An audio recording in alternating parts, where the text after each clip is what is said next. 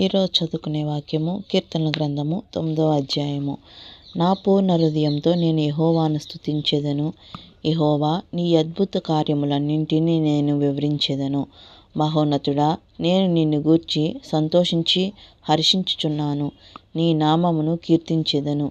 నీవు నా పక్షమున వ్యాజ్యమాడి నాకు న్యాయం తీర్చున్నావు. నీవు సింహాసనాసీనుడివై న్యాయమును బట్టి తీర్పు తీర్చున్నావు. కాబట్టి నా శత్రులు వెనుకకు మల్లుదురు. నీ సన్నిధిని వారు జోగిపడి నశింతురు. నీవు అన్యజనులను గద్దించియున్నావు, దుష్టులను నశింపజేసియున్నావు. వారి పేరు ఎన్నటికి నుండకుండా తుడిచిపెట్టియున్నావు. శత్రువులు నశించిరి, వారు ఎన్నడూ నుండకుండా నిర్మూలమయ్యిరి. నీవు పెళ్లగించిన పట్టణములు స్మరణకు రాకుండా బొత్తిగా నశించెను. యెహోవా శాశ్వతంగా సింహాసనాసీనుడై ఉన్నాడు. న్యాయమును తీర్చుటకు ఆయన తన సింహాసనమును స్థాపించియున్నాడు. యెహోవా నీ నీతిని బట్టి లోకమునకు తీర్పు తీర్చును. యథార్థతను బట్టి ప్రజలకు న్యాయం తీర్చును. నలిగిన వారికి తాను మహాదుర్గమగును.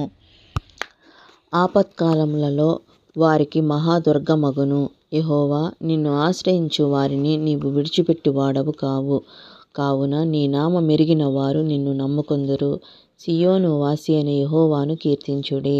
ఆయన క్రియలను ప్రజల్లో ప్రచురము చేయుడి. ఆయన రక్తాపరాధమును గూర్చి విచారణ చేయునప్పుడు బాధపరచబడు వారిని జ్ఞాపకము చేసుకొనును. వారు మొరను ఆయన మరువడు.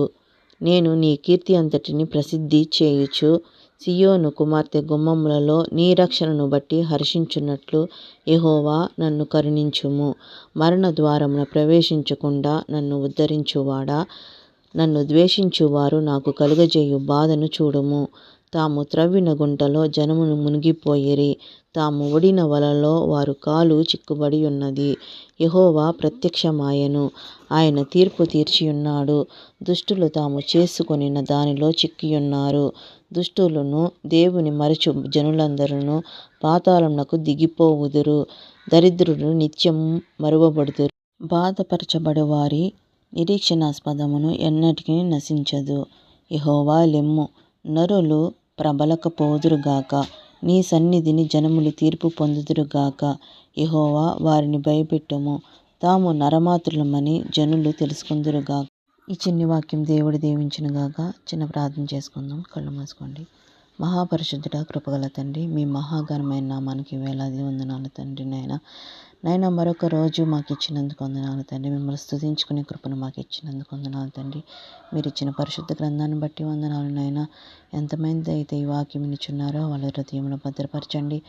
వాక్యానుసారమైన జీవితం మా అందరికీ దయచేయండి తండ్రి. నైనా ఎవరెవరు ఏ సమస్యలతో బాధపడుతున్నారో, ఎటువంటి అనారోగ్యాలతో బాధపడుతున్నారో సమస్యల నుంచి విడుదల దయచేయండి తండ్రి. మంచి ఆరోగ్యము, శక్తి, బలము దయచేయండి తండ్రి. వాళ్ళ హృదయంలో శాంతి, సమాధానం, సంతోషాన్ని దయచేయండి తండ్రి. మిమ్మల్ని స్తుతించే బిడ్డలుగా మమ్మల్ని అందరినీ తీర్చిదిద్దమని అతి త్వరలో రానయ్యున్న యేసుక్రీస్తు నామమున మిక్కిలి అడిగి వేడుకొని ప్రార్థించున్నాను తండ్రి. ఆమేన్.